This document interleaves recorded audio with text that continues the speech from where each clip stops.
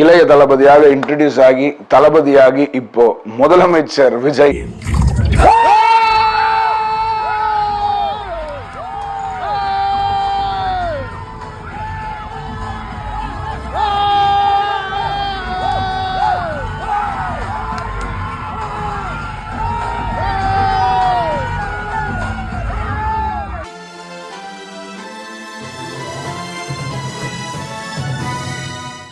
ஜனநாயகன் படத்தோட ரிவ்யூ தான் இப்ப நம்ம பார்க்க போறோம்.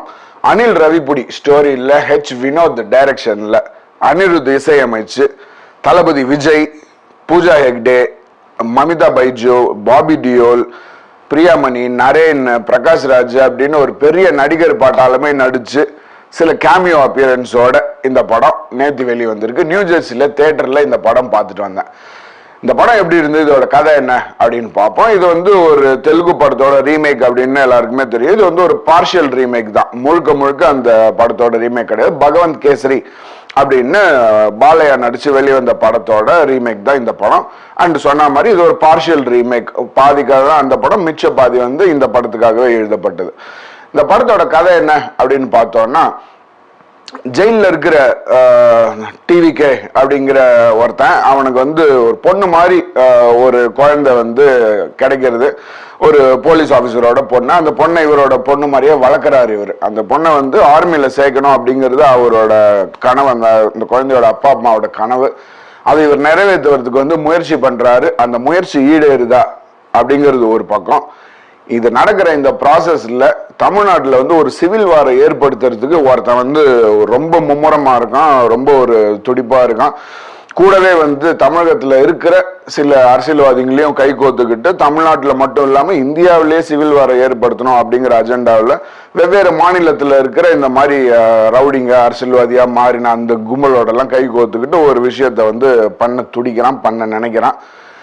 அந்த விஷயத்த இவனால தடுக்க முடியுதா, இந்த குழந்தைய அவனால அந்த ஆர்மி ஆஃபீஸர் ஆக்க முடியுதா அப்படிங்கிற இந்த ஒன்லைன் ஸ்டோரி தான் இந்த படத்தோட கதை. இந்த படம் எப்படி இருந்தது ஓவராலா அப்படின்னா, இது ஒரு பக்காவான விஜய் ஃபேன்ஸ்க்கான படம். அண்ட் இன்ஃபேக்ட் பொதுவான சினிமா விரும்பிகள் அப்படிங்கிறவங்களும் இந்த படத்தை வந்து நல்லா என்ஜாய் பண்ணுவாங்க. நல்ல ஒரு பக்கா மாஸ் என்டர்டெய்னர் படம். விஜயோட எனர்ஜி ஆரம்பத்திலேருந்து கடைசி வரைக்கும் இது ஒரு ஒன் மேன் ஷோ மாதிரி ஆரம்பத்திலேருந்து கடைசி வரைக்கும் தாங்கி பிடிச்சது வந்து Vijay. At the same time இந்த படத்தோட வில்லனான பாபி டியோலுக்கு ஈக்குவல் ஸ்பேஸ் கொடுத்து, அந்த எந்த அளவுக்கு விஜய்க்கு ஒரு மாஸ் எலிமெண்ட்லாம் இருக்கோ அதே மாதிரி பாபி டியோலுக்கு ஹிந்தி படத்துல கூட அவ்வளோ ஒரு இது இருந்திருக்காது இப்போ வரைக்கும்.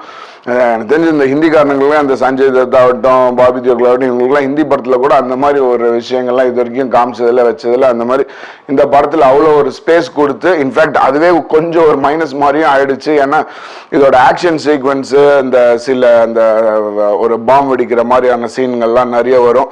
அதெல்லாம் இன்ஃபேக்ட் கொஞ்சம் எக்ஸ்ட்ராவே ஆயிடுச்சோ அப்படின்ற மாதிரி வந்து தோணுச்சு. பட் இருந்தாலும் நான் அதை என்ஜாய் பண்ணேன்.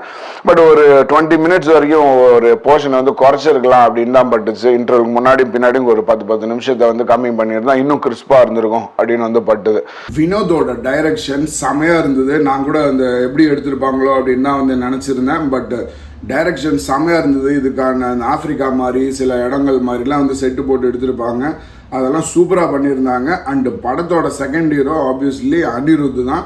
மியூசிக்கில் பிரித்து மேய்ஞ்சின அனிருத் செமையாக இருந்தது. பேக்ரவுண்ட் ஆகட்டும், பாட்டாகட்டும் அல்டிமேட்டாக இருந்தது படத்தோட மியூசிக்கு. அண்டு ஸ்டண்ட் கோரியோகிராஃபி சூப்பராக இருந்துச்சு. டான்ஸ் கேட்கவே வேண்டாம், விஜய் வந்து பின்னி பெடல் எடுத்துகிட்டா இருந்த படத்தில். அதுவும் அந்த ஒரு பாட்டில் அனிருத் கேட்டு ஆடுற இடம்லாம் வந்து ஓகே, இதுதான் வந்து இன்னும் சில வருஷத்துக்கு பார்க்க போகிற கடைசி டான்ஸ் அப்படிங்கிற ரேஞ்சுக்கே வந்து பட்டுது. அந்த அளவுக்கு செம எனர்ஜியாக செமையாக வந்து டான்ஸுமே வந்து இருந்தது இந்த படத்தில்.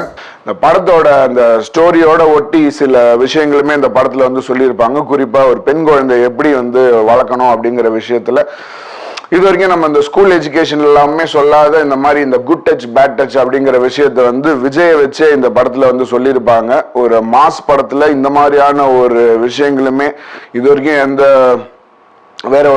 ஆக்டர் அந்த மாதிரி சினிமாவில் இந்த மாதிரிலாம் வந்து சொன்னதும் கிடையாது. அப்படி இருக்கும்போது விஜய் மாதிரியான ஒரு ஒரு பெரிய ஒரு மாஸ் எலிமெண்ட் அண்டும் அவரோட கடைசி படம் அப்படிங்கிற ஒரு இதுல இந்த மாதிரி விஷயங்கள் வச்சதே ஒரு மாஸான விஷயமா தான் எனக்கு வந்து பட்டுது. ஸோ அந்த அளவுக்கு ஒரு பெண் குழந்தை வளர்க்குற அந்த விஷயங்கள் ஆகட்டும், அங்கங்க இந்த எலெக்ஷனை பத்தி, தமிழ்நாட்டில் நடக்கிற விஷயங்களை பத்தி, அரசியல்வாதிகளை பத்தி அப்படிங்கிற அந்த ஒரு எலெக்ஷனுக்கான ஒரு ப்ரிப்பரேஷன் படம் மாதிரி தான் அப்ப வந்திருந்தது இல்லையா. ஸோ அதுக்கேற்ற மாதிரியான விஷயங்கள் வந்து நிறைய இந்த படத்துல வந்து பட்டுது.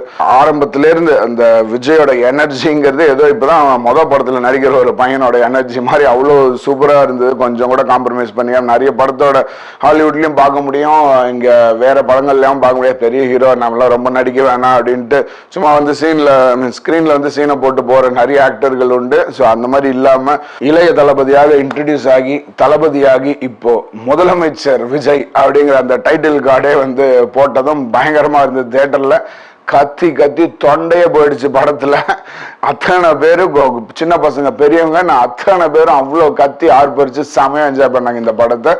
டான்ஸ் எல்லாம் வந்து வெறித்தனமா இருந்துச்சு. தியேட்டர்ல எல்லாம் அப்படியே இருந்து ஆரம்பிச்சிட்டானுங்க. கூட 2 நேபாள் பசங்க வேற வந்து படம் பார்த்தாங்க. நீங்க கரெக்டான தியேட்டர் தான் வந்திருக்கீங்களான்னு படம் ஆரம்பிக்கிறதுக்கு முன்னாடி கேட்டேன். ஆமா விஜய் படம் பார்க்க தான் வந்தோம் அப்படின்னு சொல்லிட்டு மாஸ்டர்ல இருந்து பார்த்தேன் அப்படின்னாங்க. அதை பத்தின ஒரு ஷார்ட்ஸுமே வந்து போட்டிருங்க. அந்த மாதிரி நம்ம மக்களை தாண்டி வெளி மக்களுமே வந்து நானே பார்த்தேன், கண் கூட பார்க்க முடிஞ்சது. அந்த மாதிரி குழந்தைங்க, பெரியவங்க, எல்டர்ஸ், வயசானவங்கன்னு முதற்கொண்டு எல்லாருமே வந்து இந்த படத்தை வந்து பார்த்தாங்க. நிறைய இடத்துல கிளாப்ஸ்லாம் தட்டி பயங்கரமா என்ஜாய் பண்ணாங்க. அண்ட் இது வந்து ஒரு விஜயோட ஒரு கடைசி மூவி, அட்லீஸ்ட் ஃபார் நவ். ஒரு அடுத்த 5 வருஷத்துக்கு விஜயோட படம் அப்படிங்கிறது நம்ம ஸ்கிரீன்ல பார்க்க போறது கிடையாது. ஸோ அந்த ஒரு விஷயத்தோடய இந்த படம் வந்து பார்க்கும்போது நிறைய பேருக்கு, எனக்கு நான்லாம் ரொம்ப வந்து விஜயோட ஃபேன்லாம் கிடையாது. இப்போ தெரிய படத்துலேருந்து தான் எனக்கு விஜயோட படம் ரொம்ப பிடிக்கும். அந்த மாதிரி எனக்கே வந்து ஓகே இது வந்து ஆடாடா இன்னும் சில வருஷங்களுக்கு விஜயோட படம் இல்லையே அப்படிங்கிற மாதிரி பட்டுது. அப்படி இருக்கும்போது விஜயோட ஹார்ட் கோர் ஃபேன்ஸுக்குலாம் எப்படி இருந்திருக்கும் அப்படின்றது தெரிஞ்சு எங்கள் அண்ணாலாம் ஆல்ரெடி நிறைய பேர், எங்கள் அண்ணா அப்புறம் இந்த படம் பார்க்கும்போது நேற்றுக்கே நிறைய பேர் சொன்னாங்க கண்ணெலாம் கலங்கிடுச்சு, எமோஷனல் ஆகிடுச்சு அப்படின்னு. அதெல்லாம் கண்டிப்பாக புரிஞ்சுக்க முடியுது ஒரு ஹார்ட் கோர் விஜய் ஃபேன்ஸோட மனநிலை எப்படி இருக்கும்னு. ஸோ இந்த படத்தை தேட்டரில் பார்க்கலாமா அப்படின்னா, இது வந்து ஒரு பக்கா விஜய் ஃபேன்ஸுக்கான ஒரு படம். அண்ட் இதை தவிர ஜென்ரல் ஆடியன்ஸுமே இந்த படத்தை தாராளமாக ஒரு தடவை பார்க்கலாம். இதில் அப்படி ஒன்றும் உட்காந்து ஐயோ அப்படின்னு போர் அடிக்கிற ரேஞ்சுக்கெல்லாம் ஒன்றுமே கிடையாது இந்த படத்தில். ஸோ தாராளமாக இந்த படத்தை தேட்டரில் பார்க்கலாம். ஆனால் படத்தில் வைலன்ஸ் நிறைய. ஸோ அதனால இந்த குட்டி குழந்தைங்களெல்லாம் கூட்டிகிட்டு போகிறத பற்றி கொஞ்சம் யோசிச்சுக்கோங்க.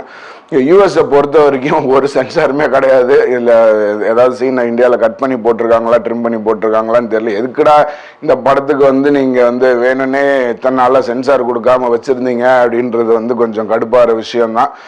அண்ட் அது புரிஞ்சுக்கவும் முடியுது. ஒருவேளை இந்த படம் வந்துச்சுன்னா அவனுக்கு ஓட்டு கேட்டு கிடைக்க போகுது அப்படின்னு நினச்சி பண்ணியிருப்பானுங்க. அதுக்கு போடாதனாலே வந்து இப்போ ஒரு சிஎம்ஏ ஆயாச்சு. பட் ஒரு விஷயம், இந்த படமாகட்டும் இதுக்கு முன்னாடி வந்த படங்கள் ஆகட்டும், அதில் இருக்கிற அரசியல் இப்ப இருக்கிற அரசியல்வாதிகள் பண்ற தப்பு அப்படிங்கிற விஷயத்தெல்லாம் சுட்டி காமிச்சு அதுக்காக கிளாப்ஸ் வாங்கி அதுக்காக ஓட்டு வாங்கி இப்ப விஜய் முதல்வரும் ஆயாச்சு. ஸோ இந்த படத்துல இது வெறும் படத்தோட டைலாக், படத்தோட சீன் அப்படிங்கிறது மட்டும் இல்லாம அந்த விஷயங்களை வந்து நிஜத்துலயும் இவர் இம்ப்ளிமெண்ட் பண்ணுவாரு அப்படிங்கிற நம்பிக்கையில தான் பல பேர் வந்து ஓட்டு போட்டிருக்காங்க.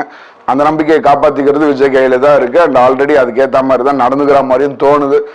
அந்த விஷயங்களை தொடர்ந்து பண்ணா போறோம். அண்ட் எந்த ஒரு அரசியல்வாதியும் பண்ற மாதிரி ஓட்டுக்காகன்னு பண்ணாம பண்ற விஷயத்துக்கு தான் ஓட்டு அப்படிங்கிற நிலைமை வந்துச்சுனாலே நம்ம தமிழ்நாடு மட்டும் இல்லாமல் இந்தியாவே சூப்பராக இருக்கும். அதை நோக்கி தான் நம்ம நாடு போகும் அப்படிங்கிறதையும் நம்புவோம். சினிமா டு அரசியல் அப்படிங்கிறது தான் ஆப்வியஸ்லி எல்லா இடமே. அதே மாதிரி தான் இந்த ரிவ்யூவும் அதை நோக்கி தான் போச்சு.